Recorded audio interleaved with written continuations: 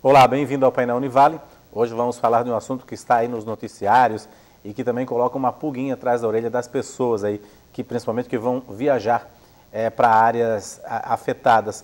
É a febre amarela. De acordo com o Ministério da Saúde, pelo menos 81 pessoas já morreram por causa da febre amarela no Brasil. Mas por que está tão intensa a febre amarela aqui no país? Sobre isso eu vou conversar com o Dr. Pablo Sebastião Velho, que é infectologista e também professor do curso de medicina aqui da Univale. Obrigado pela sua presença, doutor. Doutor, por que ela voltou com tanta intensidade? Estamos vivendo uma febre amarela urbana ou ela ainda é silvestre? A notícia boa é que ainda não é a doença urbana. A gente continua falando da forma silvestre da doença. A partir da doença silvestre, a gente tem a contaminação de macacos sempre sendo uma sentinela. Então é muito importante a gente já alertar aqui que o macaco ele não transmite a doença, mas sim ele sofre da doença como nós. Só que pior do que nós, ele tem menos imunidade. E essa falta de imunidade, essa falta de capacidade de defesa contra essa doença acaba levando à morte dos macacos. O que acontece, pelo que a gente entendeu do centro ali, nordeste, sudeste do país, é que houve um aumento da mortalidade dos macacos sem que houvesse a tomada de ações preventivas. E a única prevenção que a gente tem de forma realmente efetiva é a vacina contra a febre amarela. E por que na região da Grande São Paulo, a região metropolitana, como Mairiporã, se intensificou tanto, a febre amarela teve tantos casos da doença? O que torna mais fácil tantos casos de doença nessa região é o número de pessoas. Então, o mosquito chegando numa área de mata, onde eu tenha uma passagem maior de pessoas, eu tenho um número maior de pessoas a serem contaminadas. E, infelizmente, pessoas desprotegidas estão vulneráveis à febre amarela. E como se trata de uma doença que pode ter 30% de letalidade, a gente acaba vendo esse número de mortos. Agora, a gente está falando desse mosquito, mas é o nosso conhecido Aedes aegypti, né? O Aedes aegypti, ele é responsável pela transmissão da febre amarela urbana. Quando a gente fala do que a gente tem hoje ainda, que são os casos de febre amarela silvestre, são outros dois gêneros de mosquito que fazem essa transmissão, chamados sabetes e hemagogos. A gente não tem como ter uma caracterização desse mosquito para a gente pensar antes da picada. O que a gente pode pensar antes da picada é em fazer a proteção com vacina. E é por isso que a gente diz que até o momento a gente ainda não tem o ciclo urbano, porque seria pelo Aedes aegypti. O que seria um dano bastante grande à saúde, né? O nosso grande temor é justamente esse. Se esse vírus que vem se transmitindo agora por forma silvestre, ele conseguir inocular os mosquitos Aedes aegypti para fazer uma transmissão urbana, a gente corre um grave risco de uma doença muito alastrada pelo país. Haja vista que aqui na própria região que a gente vive, existe um número grande de focos ainda do mosquito. Os municípios do litoral norte, de Itapema até Navegantes, são todos considerados infestados pelo Aedes aegypti. Se essa doença puder ser transmitida por esse mosquito que nós temos aqui, estamos com um sério problema. Agora, doutor, o senhor falou da vacina, né? Como que funciona a dinâmica dessa vacina? Porque, por exemplo, em regiões onde há um número bastante grande de infectados, para prevenção eles estão dando fracionado, né? Aí estão estipulando para quem vai fazer viagens para o exterior que tome a vacina completa, né? Por que essa separação? Parece que pode proteger de forma diferente, né? Que as pessoas merecem uma proteção diferente, mas não é isso. Para quem vai fazer uma viagem internacional, para a qual é necessário o cartão identificando que a pessoa está imune contra a febre amarela, a dose fracionada ela não vale. Porque existe, na verdade, essa recomendação da Organização Mundial de Saúde da dose completa para fornecer esse cartão vacinal. Mas a dose fracionada ela tem sido utilizada nesses locais que passam agora por esse surto de doença. Esse avanço para os estados do Rio de Janeiro, da Bahia e de São Paulo, a partir do estado de Minas Gerais, ela fez uma probabilidade de um número muito grande de pessoas serem afetadas pela doença. O Ministério precisa fazer uma vacinação em massa. Então, é lógico que nós temos capacidade de produzir mais vacina, mas a gente precisa imediatamente imunizar as pessoas que estão suscetíveis nessa região.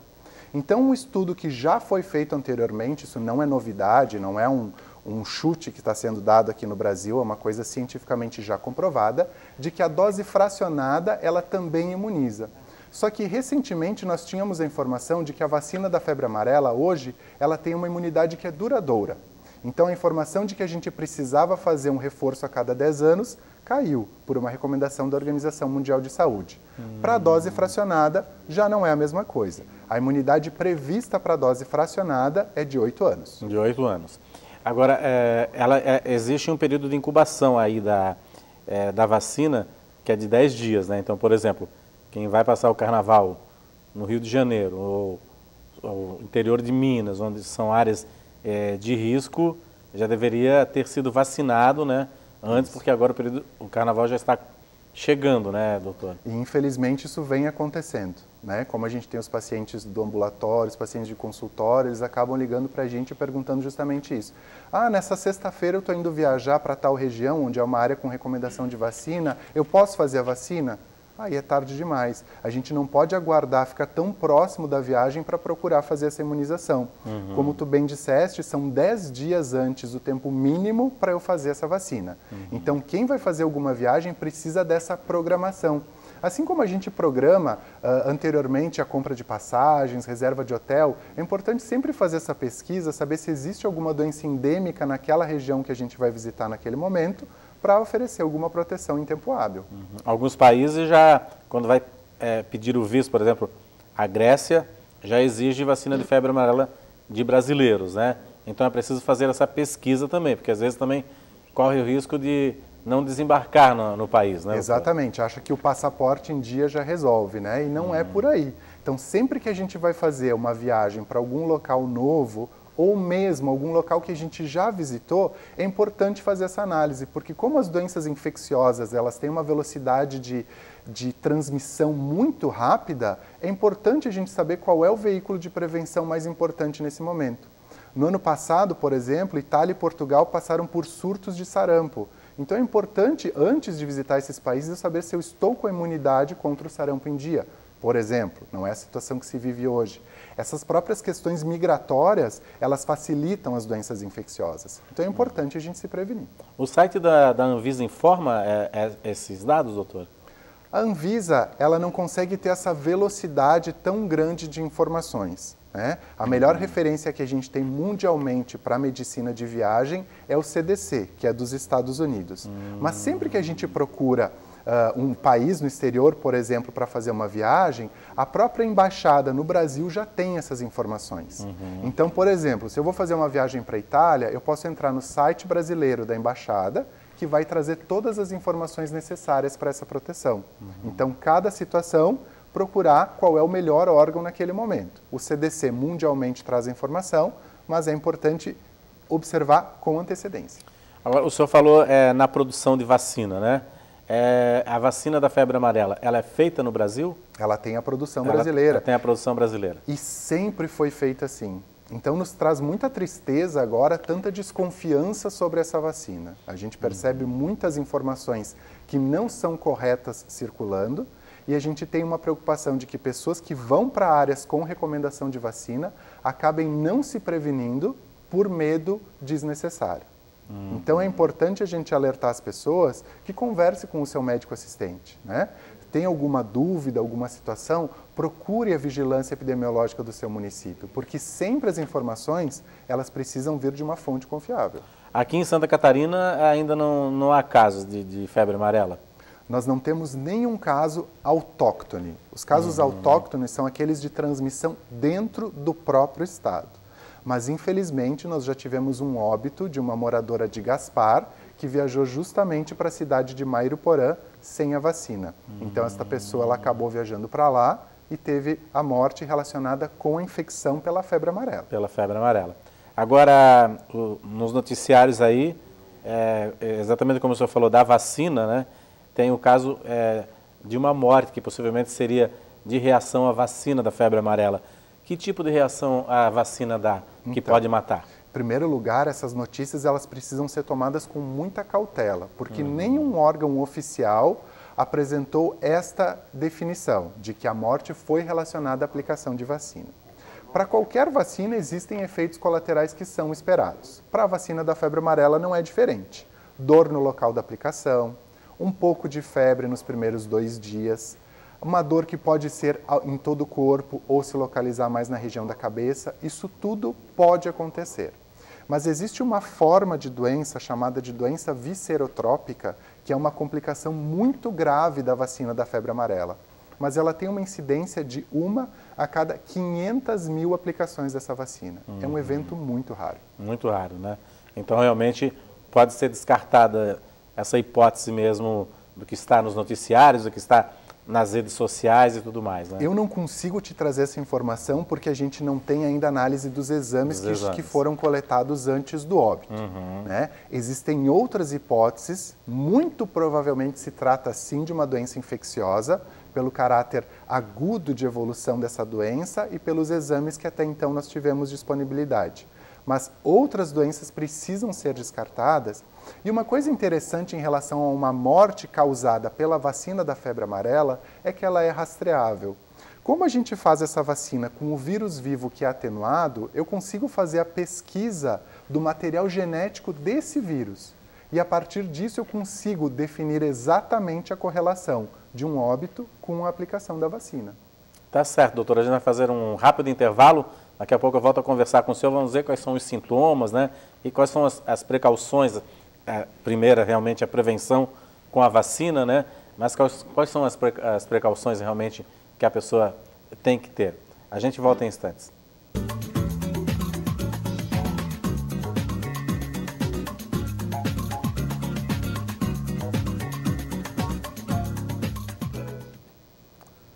Oi, estamos de volta com o Painel Univale. Para você que sintonizou a TV Univale agora, hoje eu recebo aqui no estúdio o Dr. Pablo Sebastião Velho, que é infectologista e professor do curso de Medicina da Univale, que está esclarecendo um pouco mais sobre essa questão da febre amarela. Doutor, a gente falou bastante da vacina, né?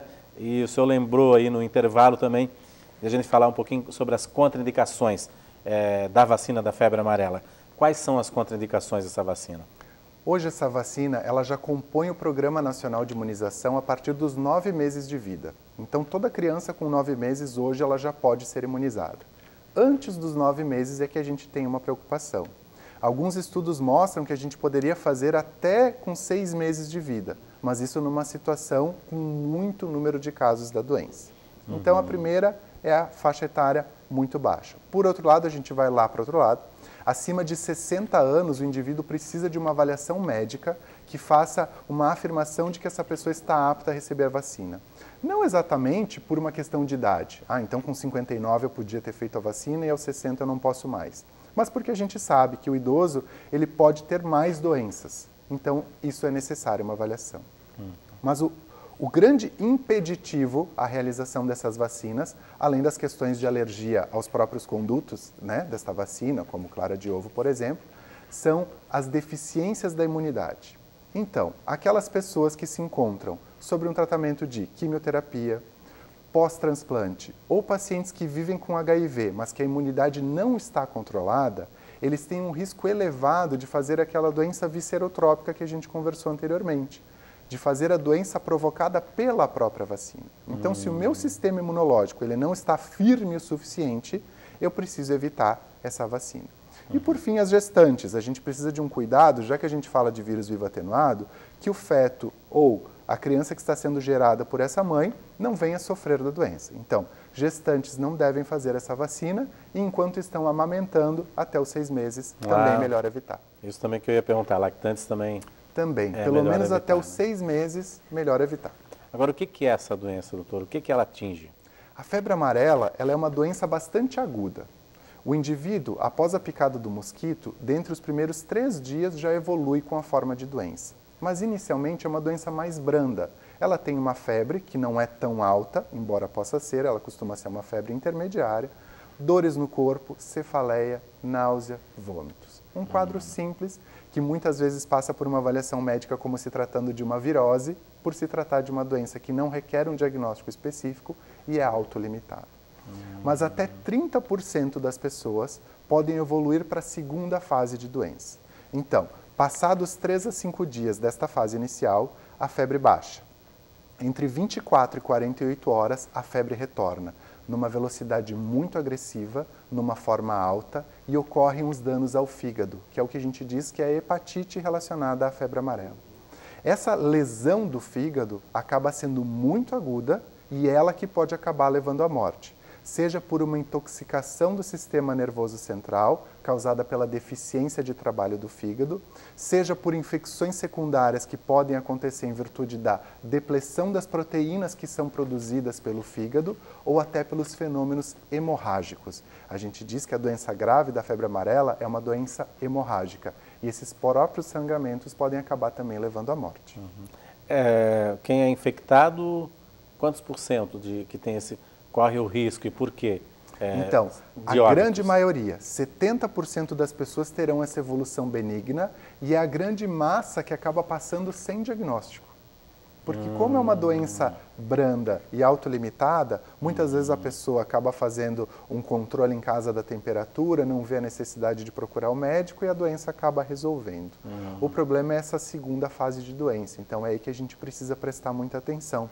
Porque hoje, medidas que são tomadas muito bruscamente, a gente percebe que tem tido bons resultados. Inclusive transplante de fígado em doentes graves de febre amarela. Então, esses 30% em média que terão essa evolução mais grave é que precisa chamar atenção. Então, uma doença febril, onde cede a febre e rapidamente ela retorna de uma forma muito alta, indica uma busca imediata ao médico. E qual é o tratamento ideal para a pessoa que já está infectada? Hoje, não existe nenhum tratamento que seja contra o vírus. Então, nenhum antiviral até o momento demonstrou ser eficaz no controle e no combate dessa doença. O que é feito, na realidade, é um tratamento de suporte. Então, esses indivíduos que têm essa evolução grave, eles requerem uma internação em nível de UTI e lá dentro eles vão ser monitorados 24 horas e os controles desse desbalanço que acontece em virtude da fragilidade do fígado pode ser melhor ajustado de acordo com a evolução da doença.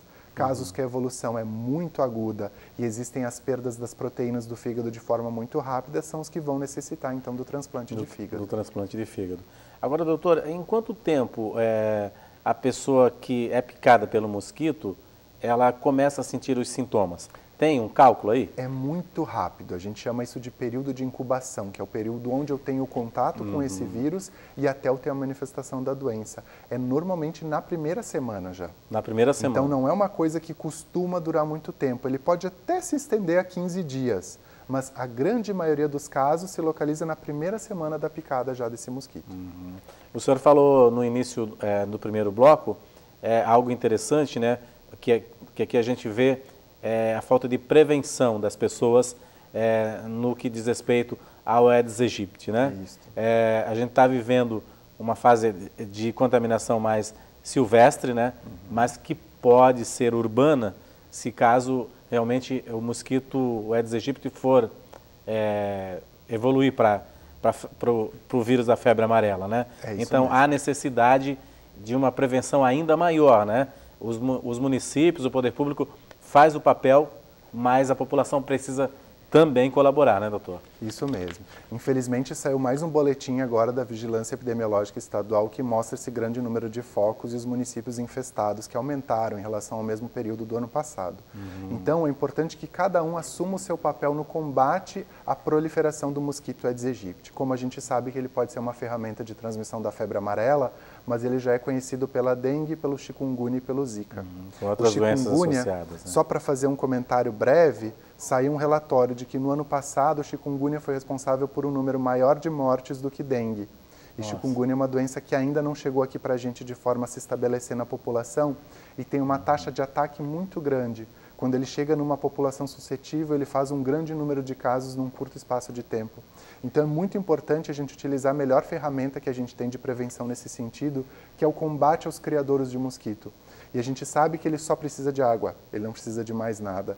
Então qualquer superfície que possa reter água, que fique exposta ao ambiente, ela já serve como um criadouro para foco desse mosquito. E o chikungunya, ele mata por quê, doutor? Ele mata porque ele desencadeia complicações de doenças que a pessoa já tem. Então, um indivíduo que já porta alguma doença cardíaca, pulmonar ou renal, ele acaba fazendo uma agudização dessa doença que acaba complicando e levando a pessoa a óbito. É uma doença que tem uma característica muito grande de se apresentar com dores articulares, e essas dores articulares elas podem persistir ao longo da vida da pessoa. Mesmo após o ciclo de doença, as dores articulares permanecem, mas a nossa preocupação tem sido esse número alto de óbito que tem sido observado nas pessoas que já têm alguma morbidade. Sobre a febre amarela, a recomendação médica é que realmente, quando começa a sentir os sintomas, se foi para uma área infectada, procurar imediatamente o posto de saúde, né, o serviço de atendimento Como a gente falou que se trata de uma doença com potencial de evolução hemorrágico, tem que cuidar muito com a automedicação. As pessoas hoje elas fazem uso abusivo de anti-inflamatórios, como diclofenaco, ibuprofeno, nimesulida, e essas medicações elas geram uma fragilidade para hemorragias. Então é muito importante que a pessoa não use de automedicação. Havendo esses sintomas, que procure imediatamente uma unidade de saúde, onde será feita uma triagem e avaliação de qual a melhor necessidade para aquela pessoa naquele momento. Os ambulatórios, por exemplo, os particulares de planos de saúde e etc., eles estão preparados também para atender? Todos têm esta mesma habilitação. Hoje, é um protocolo, né? Hoje o Ministério da Saúde ele faz essa orientação de que tanto o sistema público quanto o privado ele precisa ter o mesmo segmento para essa suspeita de casos. Né? Como que a gente sabe, por exemplo, desse número de óbitos? É porque eles requerem uma notificação compulsória. E essa notificação ela não é exclusiva de hospitais públicos. Tanto unidades públicas quanto privadas precisam fazer essa notificação. E a partir daí o mesmo segmento de exames. E a vacina, ela pode ser procurada também em estabelecimentos particulares, doutor? Ela está disponibilizada? Ela pode. Né? Eu não observo que haja essa necessidade nesse momento, enquanto a gente vive uma situação de tranquilidade para essa doença no nosso estado, a gente pode fazer uso da rede pública. Né? E é interessante que as pessoas, como tu fizeste um comentário comigo também fora, que as pessoas vão em grupo para fazer essa vacina. Porque a partir do momento que a técnica de enfermagem ela vai abrir o frasco para fazer essa vacina, ela tem uma duração pequena. Então é importante que o maior número de pessoas aproveite daquele mesmo frasco, justamente para que não falte a vacina aqui para a gente. Tem que fazer uma programação. A família que vai viajar para uma área infectada vai 4 no posto de saúde. Procura o posto naquele mesmo momento, que aí isso vai ajudar também para a farmacoeconomia do sistema público. E a arma também, a arma é a vacina. É a vacina. Não tem outro jeito. É lógico que a gente deve fazer uso de repelente sempre que a gente vai utilizar numa área de mata, vai entrar numa área de mata, né? É importante fazer o uso de preferências que tenham uma penetração melhor e com um tempo de duração maior, que são aqueles que têm um composto químico chamado icaridina.